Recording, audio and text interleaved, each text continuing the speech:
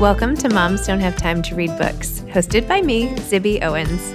It's an award-winning podcast with over 1,900 episodes, all featuring authors of books you love and those you have yet to discover.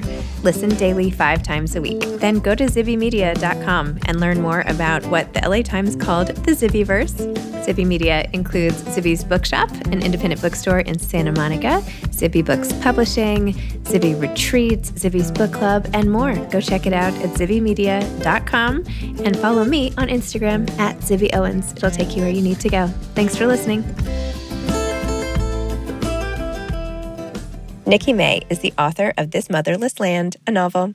This is her second time on the podcast. Born in Bristol and raised in Lagos, Nikki May is an Anglo-Nigerian. Her critically acclaimed debut novel, Wahala, won the Comedy Women in Print New Voice Prize, was longlisted for the Goldsboro Glass Bell Award and the Diverse Books Award, and is being turned into a major BBC TV drama series.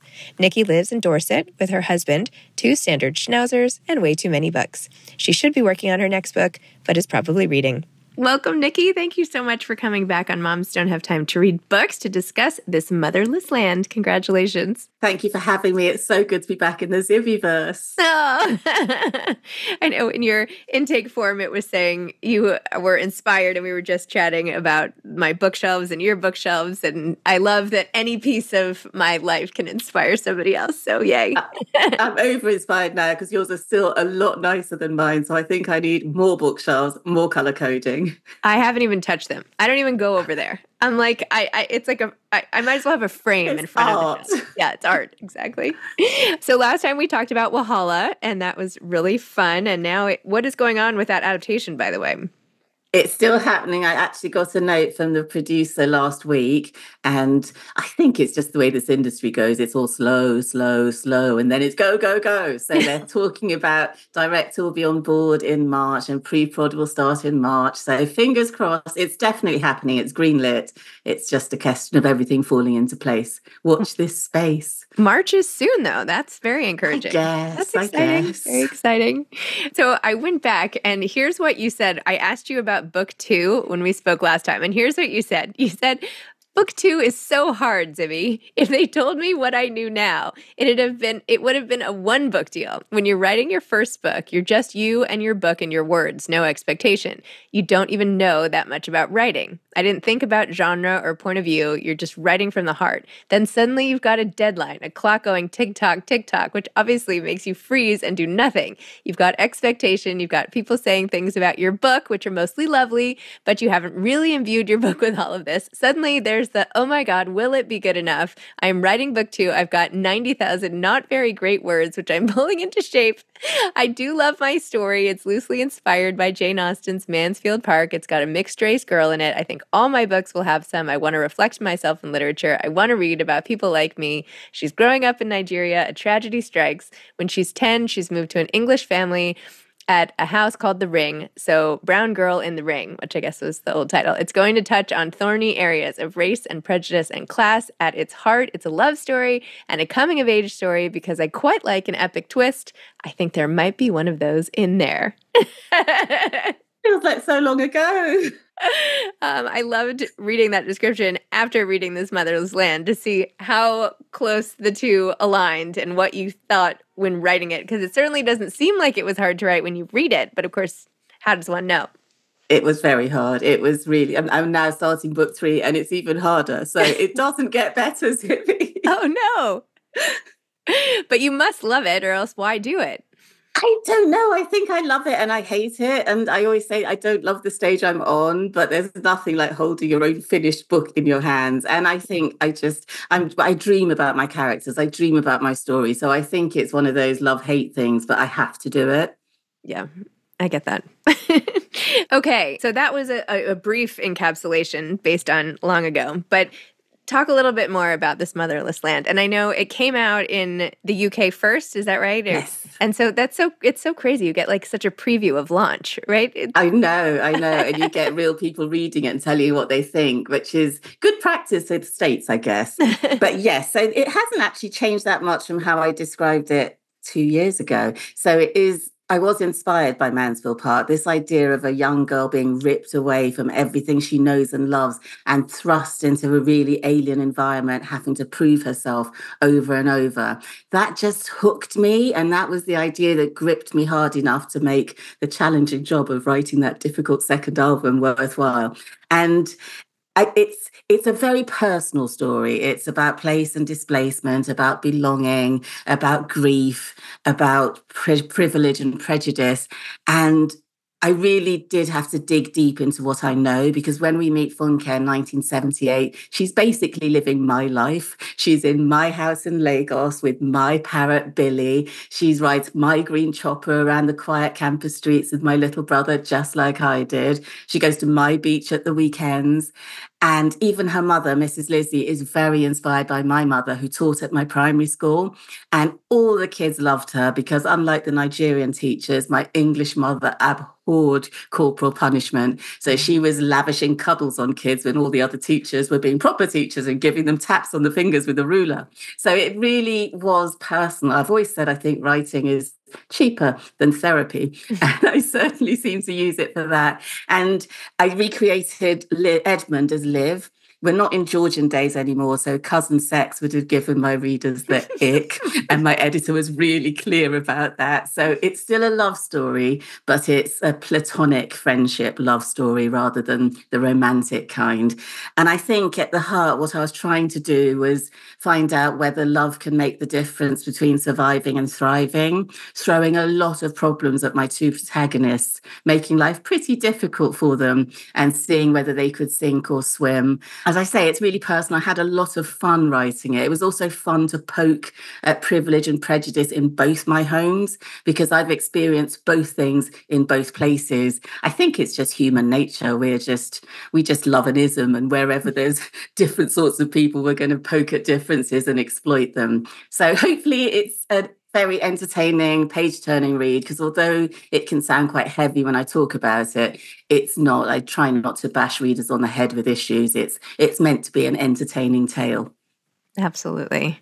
Well, there is definitely a lot of grief and trauma in the book, and you really feel immediately like you're sucked into this world. I mean, I don't think it's giving too much away, or it's right in the beginning where there's this horrible car accident and Funky's mother and sibling die in this horrific way. And she wakes up and has to be told that they've passed away, and somehow, her aunts and her family find a new path for her and all of that. But it is so intense. And especially as someone who, you can just tell the adoration for her mother from the beginning, even though she's annoyed to be at the same school, blah, blah, blah. Just to have that primary relationship ripped away at the beginning. Talk about even just writing that and why you started the book there, when where to start books is also a big question at times. Why start there, and tell me a little bit more about that loss. I think I wanted to start with a bang, and I really felt that it was important to rip Funke away from what she knew and loved.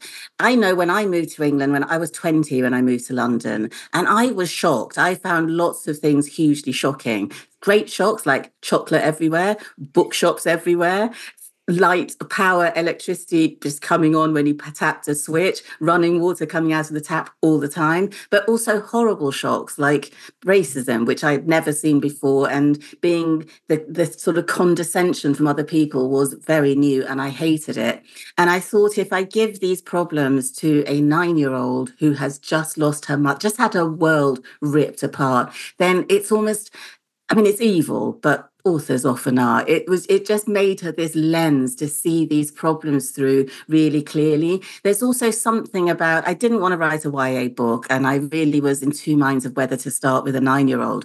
But children can be such a good way to see the stupidity of adults through. And I just thought this could be quite fun to do.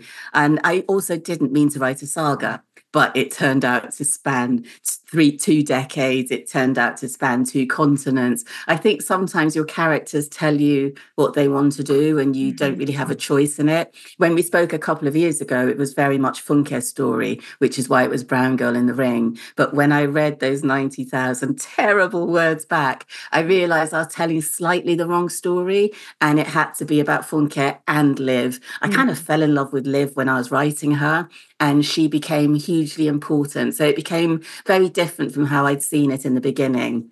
I sometimes think for every word that ends up on the page, I've written 5 of them. I certainly try to make life as hard as possible for myself. So when you decided to include Liv, that's when you came up with having a second viewpoint altogether, because now you alternate the points of view and everything. Yes, and I sometimes think privilege can be just as challenging as prejudice. And I wanted to, because Liv is a great person and she has this privilege, and privilege can be hard to carry. They're two things, privilege and prejudice. We never want to admit to being prejudiced, and we never want to admit to having privilege. But again, I've had both and faced both in both my countries. So it was quite nice to use Liv and Funke almost as mirrors to reflect each other on really simple binaries. I mean, I love mirrors in literature anyway, but to have one rich, one poor, one black, one white, one conformist, one a rebel, one with a wonderful mother who's dead, and one with an absolutely terrible mother who's alive was just this really, it was fun to do. It was fun to watch them and still have that real relationship between them. So if there's a message that you want to come out from all of these contrasts, what is the message? That we're all the same deep down, or we can learn from each other, or like what are some of the things you hope we take away? For me, I think it shows the irrationality and the stupidity of racism and that sort of looking down on people because of simple differences. To me, it just shows how stupid and irrational it is. I also think it's a story about love and about legacy. One of the things I like most when readers pick it up is how Mrs. Lizzie, who is dead by page 20, I think, how she still has this legacy in the people she's touched. And sometimes what you leave is so simple. It's just in the people you've been good to. It's in how you carry yourself. It's in how you behave on a day-to-day basis with waiters, with shop staff, with anyone. I think that's so important, to sort of carry yourself in the right way all the time. And I do think that was the best legacy Funke's mother could have left her. And it helped shape her life. I mean, there's some religions where that is God, right? Showing love is where you find God on earth, is in the way you treat other people and all of that. So anyway. Sounds like a better religion than most of them. You lost your own brother. I'm so sorry. Right. Tell me, can you talk about that? And I'm so sorry. I'll try, but it's really difficult. It'll be 3 years in a month or so. Grief is a bitch. I mean, I can't put it any other way. It was also, I've got 2 parents who were broken, still are. So in some ways, looking after them means that you don't actually address your own grief. And it really did, in some ways, it really helped with writing this, because I really know now, I've been so blessed, I've been so lucky that I'm 59, and this is the first time I've felt that kind of loss and grief, and how it permeates everything. And the things that are involved in grief, the guilt, the anger, the things I didn't expect and didn't know what to do with, and resentment, and that I wish I'd done this and I wish I'd done that, and that sort of stuff. And also coming to the point when what really matters is love. And I know it's very trite, but you wouldn't change anything, because having loved someone is such an important part of life that even now, I mean, yes, I would have him back in a heartbeat, but I'm so grateful he was my brother. I'm so grateful for those riding the choppers around those quiet campus streets. I'm so grateful for the fun we had, for the good times and the bad. So I think to write authentically, you have to have felt these things. So I do. And I think my writing is very much, it's not autobiographical, but I am very much influenced by what I know. So in some ways, it's a tribute to him, and hopefully I handle grief appropriately in it. Oh, Nikki, I'm so sorry. I'm so sorry. Oh, earlier this week, I interviewed Richard Powers, who just lost his sister, Peg. And, he mentioned how there's nothing that highlights his own mortality than losing a sibling. That it's one thing to lose parents or whatever, but just that's like your closest DNA, and I've to known have it them. I've gone. known him every day of my life. I'm 2 years older than him, and he's been there forever. And I think also because he was younger, and he wasn't, but you sort of feel that protective thing, and almost like you let him down, and which is silly, but you can't help how you feel. Oh, what can I ask? What happened? It's none of my business, but He had a heart attack. It was, sudden. So, Oh my gosh, yeah. I'm so sorry. I have a younger brother, and I can put, I'm just so sorry. All that love, and but you do feel it. I mean, you can feel it in the book, and you can feel, grief is just its own horrific. It is. And one of the funny things about grief is life goes on. And I think that's where the anger comes from, because you want to say, stop, how can you just behave like things are normal? They aren't. Do you know what's happened? Because, of course, grief is so personal. So our grief becomes this huge thing. It's also hugely selfish, because we turn ourselves into the most important thing, and our loss was bigger than anybody else's loss. And then the worst thing about grief, I think, is forgetting. Occasionally you forget, and then you think, oh, I must phone Deji and tell him this, or Deji would love this song. And then and it's almost like it's being hit with a sledgehammer all over again. So to live is to feel grief. I think it's part of the human process. And I just think we're getting worse and worse at dealing with it. We're so ill-equipped to deal with death. And I think in the book I cover it, the words we use, she's passed, she's gone to a better place, which for a 9-year-old were just hugely confusing. Right. And sometimes I think bare language might actually be better than these euphemisms that we dress things in. I agree. There's so much preparation we get in school for so many things that don't even happen or that aren't worthwhile. Like all this time we spend learning math, not to, I know. not to I've got a calculator on my iPhone. Right? I like don't it's need useless. math. But if we all had like a request, we're all going to have death in our lives. Like we are human beings. It's almost impossible not to. Why don't we learn about that? Why don't we and learn how normal it is? Yeah. And I don't think it's selfish.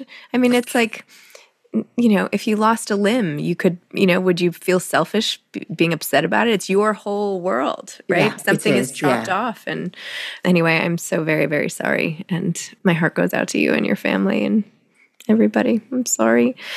Does that make writing book 3 even harder then?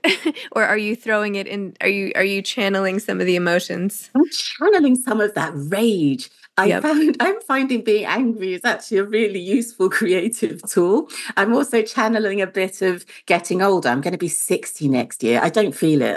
You look amazing, by the way. Thank you. You look so young. I was shocked a minute ago when you said that. I mean, wow. In my head, I'm eternally 33. I have to actually do the math and think 65 and do the bad math because I wasn't very good at it. And I think there's this thing about ageism in 2 directions. There's the way 60-year-olds can be invisible and can almost be tragic if we want to be young. And there's also this new youngism, I'm calling it, where we're treating young people, we call them snowflakes. So we pretend they're lazy, that they can't buy houses because they're having too many avocado sandwiches or caramel lattes. So I think it's really, and it's always women that get the brunt of this stuff. 60-year-old men are not tragic. They're trendy and cool and amazing. So I'm channeling, I also love an ism. I think I've done racism to death now. I've done a bit of sexism. So I'm going to throw ageism and youngism into this book. It's about women, it's about friendship, it's about spiky, flawed women,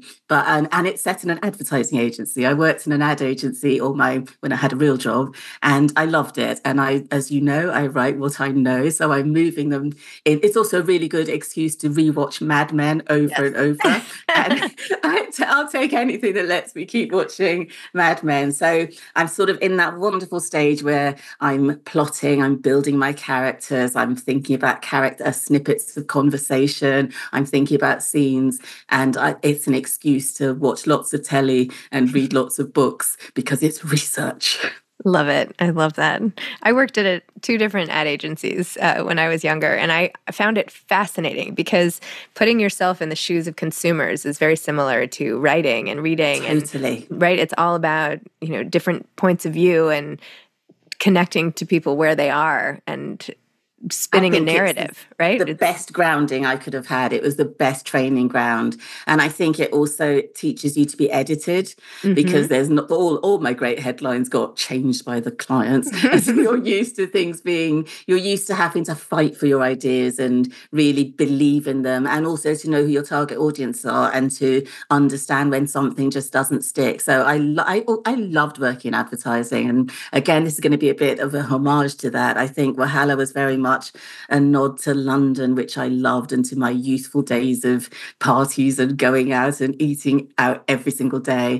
And This Motherless Land is a bit of an homage to both my cultures. And this one, book 3, I think it's going to be to advertising, which I loved. I'm glad I'm not in it anymore, but I did love it when I was. Now, even when I'm like walking down the street and a bus goes by and I see like an ad, I'm like, what on earth? Like, what was the creative brief that ended up with this ad? What were they thinking? Like, what room of people decided this was a good idea? Do you feel like that? Totally. I sometimes pause in the middle of the ad to shout at my husband, because we work together in advertising. It's like, what were they thinking? I bet the client changed that at the last minute. But yeah, totally. You sort of dissect them all. Yeah. I know. I was mentioning this to my daughter as a bus went by, and she's like, I was like, no, it was such an interesting job. And she's like, that sounds so boring. You just like talk about, I was like, what? No, but meanwhile, I would always like read the descriptive copy on like a bottle of shampoo as a kid. Yeah. Do you know what I mean? Like, why do these things interest me? I also think it's really, for all the time I worked in advertising, my mum and my dad and pretty much everyone I know would say, I'm never influenced by ads. They don't work for me at all. And you'd go to their kitchen and you'd see the fairy liquid and you'd check the name of their Smeg fridge and you think, actually, love, you're standing there in your Lululemon yoga pants pretending you're not affected by advertising. You really are. Yeah. Well, we all are. I mean, of course we are. And there's that, similar to books too. There's this desire to sort of be doing what other people are doing in a way, reading what other people are reading, and wearing what other people are wearing, right? Everybody is so just clamoring for a way to be a part of something. Exactly. So ads we all want community. Yeah. In terms of reading, have there been any books that have either through the grief that have helped you the most, or just in general that you've just enjoyed reading? I did. I was trying to look after my mum in particular after my brother died. So I think I bought every book on grief going and listened to every grief podcast, more for her than for me. But one book that really helped is by a lady called Carrie Lloyd. She's actually a comedian. And I think it's called You Are Not Alone.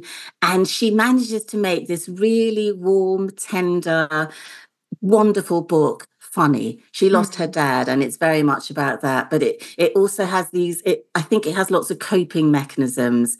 And, I talked about grief being really selfish. It helps you realize that you really aren't alone, that there's so many other people. I think grief can actually end up making you a slightly better person, because having gone through that, I'm now so much more able to understand other people going through it. So that was helpful. But one of the best things about being a writer is free books. People are throwing arcs at you before they come out. So my TBR pile, which was always pretty dodgy, is now towering ridiculously. And I'm halfway through a book called Good Dirt by Charmaine Wilkinson, who wrote Black Cake. And I'm enjoying it. It's a bit mystery. It's a bit of a saga. It's about stories we inherit, which I love. So enjoying that. And last night I finished The Wedding People. Oh, yes. Yes. And I loved it. I loved it. Like a book with really rich, beautiful, glamorous people in really wonderful, beautiful, glamorous locations. And it's also really funny. I'm enjoying a bit of a funny book at the minute. And that was a really good, readable, but still quite tender and quite human book. Actually, she, the author of that, it was my Zippy's book club pick or whatever for this month or last month. Good choice. Yeah, I loved it. And when I interviewed Allison about it, she actually, not to keep talking about grief, but she lost her brother in high school in a car accident.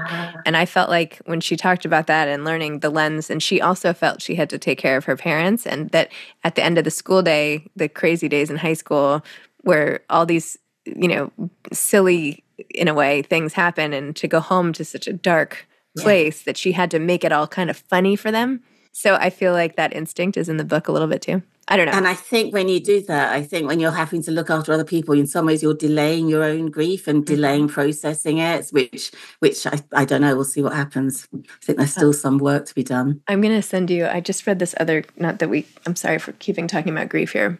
Wait, now I can't even find it. It was on my desk. Well, anyway, there's another great grief book that I will send you that I just read recently, which is missing. You. But anyway, I'll look it up. It's coming out soon. Anyway, okay, when you're not angry or grieving or writing or watching TV to research, is there a guilty pleasure you have? Is there something fun or something that you're like, oh, at least I have this coming next week that I could really look forward to or whatever as an escape? I'm still a Wahala girl. I still love my lunches with my girls. I still love nothing more than a gossipy, bitchy session with people I've known for years, where we can actually be just so honest and just so open. And because we're all so busy, these things happen less and less frequently. I'm sure in my 20s and 30s, I'm sure we met at least twice a week. Now we're really lucky if it's twice a year. So these become such treasured moments. And we started trying to make weekends or overnights out of them so we can cram it all in and fix in something holistic like a facial to make up for the excess bottles of wine or gin and tonics that we've consumed. And I would still say friends are the loves of my life. And we've realized that although it's a chore almost to make these things happen, it's so important and so fundamental to our happiness and our state of mind. I think there's a way women interact with each other that is just so real and so hopeful, but also so challenging that I just think it makes me a better person to be around friends. And walking my dogs. The dogs keep me sane. All weather, whatever happens, we go. And I think it helps you stay really grounded with nature and with what really matters. You know, I could be a really flash author 1 minute tripping to London, but my real life is wearing wellies, walking in the rain, being mud spattered and trying to stop my schnauzers from rolling in fox poo. Oh, I love that image. Oh my goodness. Nikki, thank you so much. Thank you for your time today. Thank you for another fabulous book and for just being so open and honest. I know that your words, someone out there today is listening to this and that's going to help them get through their day by you being so open about it. So I really, really appreciate it. I know it's helped me. Thank you for having me again, Zibby. This is a highlight and it's so good to have been on twice. Yay. All right. We'll save you a spot. Book 3. Keep going. Yeah. All right. Take care, Nikki. Thanks, Zibby. Okay. Take care. Bye. Okay, bye-bye. Thanks for listening to Moms Don't Have Time to Read Books. If you love it, please leave a review and follow us on social at Zibby Owens and at Zibby Readers.